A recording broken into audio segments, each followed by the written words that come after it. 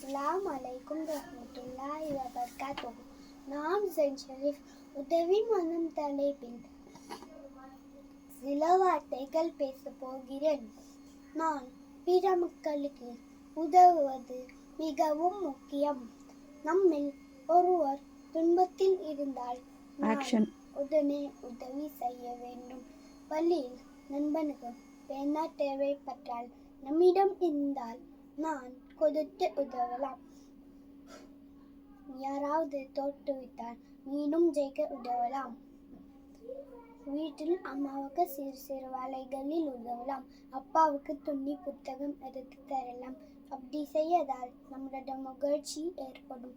ஒருவருக்கொருவர் உதவுவதால் நம்மளுடைய சமூகம் வளரும், நாமும் வளர்வோம். ஆகவே ஒரு உதவி மனம் கொள்வோம். நன்றி, வணக்கம். ஜஸாக்கல்லாஹ் ஹைரன்.